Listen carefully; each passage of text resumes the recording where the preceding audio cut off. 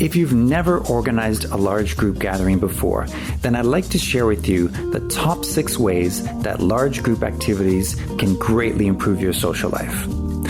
And by the way, I define large group activities as anything over 6 people, but you may have your own definition for this. Number 1, large group activities allow you to stay in contact with some friends who are super busy. Perhaps you've got a friend in your life who is super busy with their job or their kids, or for whatever reason, you hardly ever get to see them, and you may have become exhausted trying to find a common time to get together with them. One simple solution is to invite them to your next group gathering, especially if you have them on a regular basis. Number 2, large group gatherings allow you to discover which of your friends might be a good fit for smaller group activities. For example, you may realize at a large group gathering that 3 of your friends enjoy hiking as much as you do, so now you have motivation to plan a hike with these people. You might even want to chat about where and when while you've got everyone together, as opposed to having to send out a date poll later.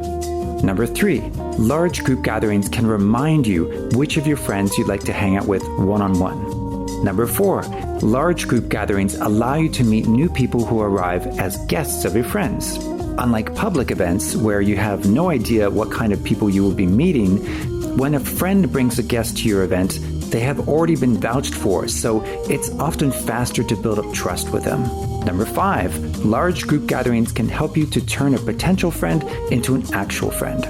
For example, if you've recently met someone who really impressed you and whom you think would be a great addition to your social life, then you can just invite them to your next large group gathering. They will likely be impressed that you've taken the time to develop such a great group of friends. And finally, number 6, large group gatherings allow you to improve your conversation skills. And this is because there are plenty of opportunities for you to not only take part in conversations, but to witness them as well, which helps you to identify which of your friends have conversation skills that you may be lacking in. Okay, so the question now is, how easy is it to actually organize large group activities? As for myself, I used to be intimidated to organize larger group gatherings with friends.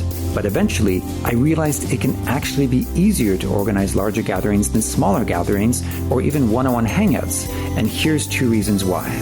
Number 1, it can be easier to schedule. If you organize large group gatherings on a regular basis like I do, then you don't have to worry about using a date poll to find the best day that works for everyone each time. Yes, not everyone will be able to make it every time, but you can never control that anyways.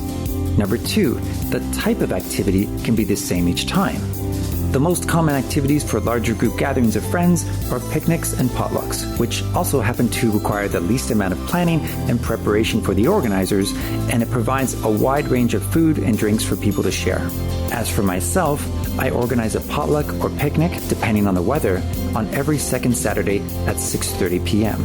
I usually have between 12 and 18 people show up, and it's always great to catch up with everyone. Just like with small group activities, I always recommend finding a co-organizer or a co-host.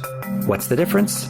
A co-organizer is someone who helps you to plan the event, which includes deciding who to invite and when and where it should take place. A co-host is someone who may offer their home for the event, but trusts you to invite who you want to invite, and they might invite some of their friends as well. I'd like you to think about what kinds of large gatherings you can organize with your friends.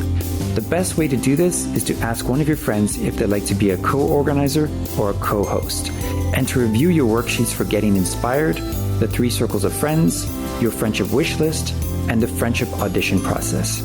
In the next section, we'll be talking about creating or joining a community of friends. And as always, I'll see you in the next section.